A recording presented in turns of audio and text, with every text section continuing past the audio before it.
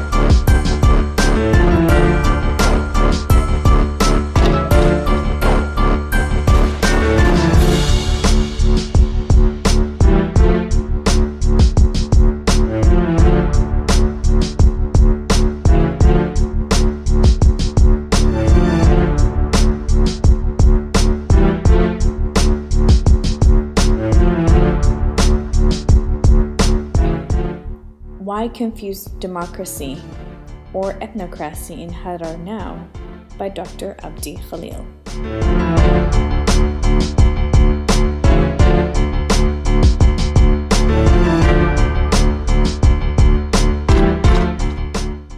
There is nothing new about the human quest for liberty, justice, and freedom in diverse cultures and political traditions of the world. Ethiopia is no exception. This quest is in fact the essence of human history. In the 20th century, many people in the United States had to deal with the color line, a term originally used as a reference to racial segregation that existed in the southern United States after the abolishment of slavery. The human history of the 21st century can only be one thing: inhumanity. The existence of this inhumanity is flourishing all over the world, including in Ethiopia. The source of this evil is ignorance coupled with tribalism and arrogance. As a litmus test, it is visible and has deliberately manifested itself in Ethiopia, particularly in the city of Harar. The regional state of Harar, unlike the other regional states in Ethiopia, has been deprived almost of everything. Basic human needs, like water pipes, are being shut down. Garbage disposal systems are blocked. Women and children are constantly being harassed and abused. The social, political, and economic lives of the indigenous Harari people are being threatened every day. All of this soullessness is unfolding right in front of our eyes, and as the land of love and peace has manifested itself into the land of the inhumane and tortured. One might ask oneself, why or how? Why are we not doing anything? And how could we allow this to continue? Well, a number of factors are contributing to this phenomenon, including but not limited to a dysfunctional federal system, ethnocentric leadership, the utter inefficiency and grudging political dissension, which is furthermore agitated by forces promising democratic reforms. But let me continue, because there's more. A paralyzed justice system and the manifestation of superiority in ethnocentric and ignorant minds. These are just a few. You want more? Well, how about the despotic justice system, or the whittling away of central power, as well as the neglect of minorities by the federal government, which in turn has opened the political space for anarchy, mafias, gangsters, and senseless groups with their varying agendas, which include looting and the confiscation of property and land, along with the general abuse of its citizens. The few herds of inhumane groups have overtaken the good guys or youth who struggled and shed their blood for democracy, equality, and equity. I'm not surprised though, because remember, when the righteous keep quiet, evil will always flourish. I'm appealing to all those conscious human beings and the federal and regional leaders. Believe it or not, there are a few out there. And I am also appealing to the local youth groups, the grassroots leaders, the Ethiopian Human Rights Commission, the Ministry of Peace. Come on, man, live up to your name and save the city of peace, would ya? The United Nations, the UN Commission on Human Rights, its Subcommission on Prevention of Discrimination and Protection of Minorities, the International Commission of Jurists, Amnesty International, Human Rights Watch, and the African Commission on Human and People's Rights. I am asking all these organizations to act now before the extinction of the regional Harari state, which UNESCO once described as being a heritage site with its unique tradition, culture, and language. Prevention is the best cure, people, and the time is now to prevent such callous attacks. Just to give you some background, Harar is the smallest regional state with a population of less than 200,000, of which only 20,000 are considered to be ethnically Harari. It is this ethnic group that is under siege by a few soulless groups, including the federal government. Both entities are guilty of neglecting and not providing the bare necessities to sustain a fruitful life.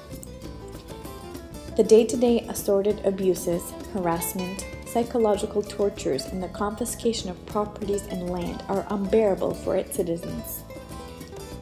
In November of 2018, an Ethiopian news station known as Fana TV documented and broadcasting overwhelming evidence of the illegal land grabbing and confiscation of properties in Harar.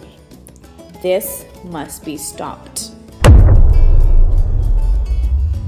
And those who struggle for equality and human dignity in Ethiopia must do so immediately. So, what is the solution, you ask? Well, the protective function, which by definition means to protect what is yours, can at least halt some of the inhumane activities taking place. Educating oneself may also be a long-term solution, perhaps even the only real hope for progress towards the humane societies in Ethiopia. In the short term, however, with the help of enlightened local, regional, and federal officials, the egregious abuses must be halted now. And the people of Harar and the citizens of that city, as well as all Ethiopians who believe that Harar is the Silicon Valley of love and peace, should and will continue their unabated struggle for its survival and dignity.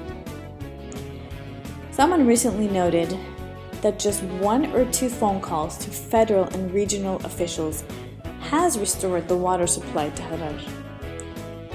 I believe it is additional goodwills like that that will prevent all crisis and restore justice and humanity to the city of Harar.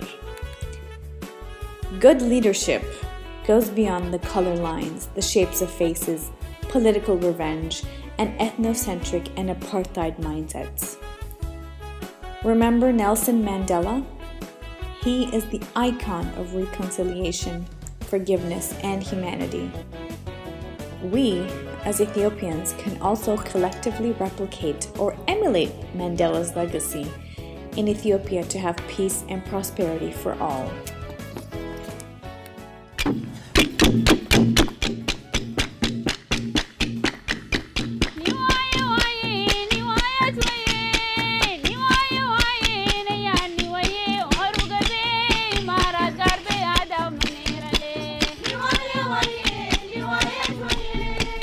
Now, Ethiopia can adequately accommodate the 83 plus tribes that are currently existing in the region of Harar.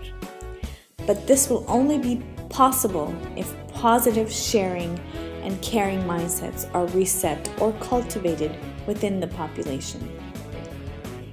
It is always important to remember why we were created in different shapes, colors, and sizes. Whether we like it or not, our differences are always there, and just like we can't choose our parents, we cannot choose our tribal DNA. we must remember that there is wisdom behind the assorted human differences we have on the outside. The Creator has created different nations to know each other, and He chose diversity in plan and unity in action, so that humanity flourishes harmoniously.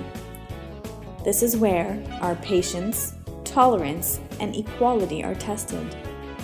Anything short of this leads to inhumanity. As the saying goes, our eyes are of little use if our mind is blind.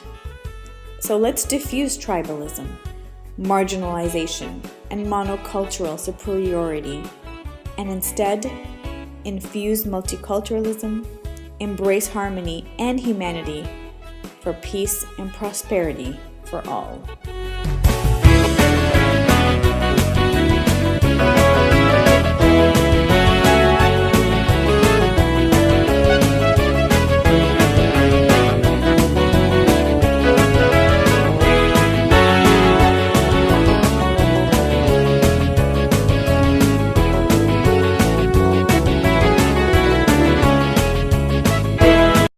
ودت خما زد قدر خو حجاي سنا هو جلي زنارينات أبتي يو مسلينارا برنامج جاي سنا بي زي لما تخونت أور سيكا زنيانتا هو جي أحد بانا مزيقل ميديا زنا جيش كدير التابينا غنيكوت كم زنا تاجوت فيز بيت خشنا حل يليم كم زوم يفرك چالا بي التاجوت سو يشكوت أور كلا حسنيونا كربانا أزوك سوم برنامج جاي سنا أخاقات فونيو بوردكوت فيسبوك بيزيناو أزوك سوم يوتيوب چانل زيناو لايك و سبسكرايب تاشلونا كوت قدر بحنا تحبرانا هو جلي زنارينا برنامج يو مسلينارا إلى يديج برنامج بنكرات كيسي كم قوم ذا القبوط تابع أمام كلنا خير مرحبا بيكوت زلخاجو بيكوت خوبين زينة زلخاجو زينة خوبين دينة زلخاجو دينة خوبين دينم زلخاجو نما دي خوبين تفرقو موشلي يي والداي داي بي أخذت الحق تبي الحكاية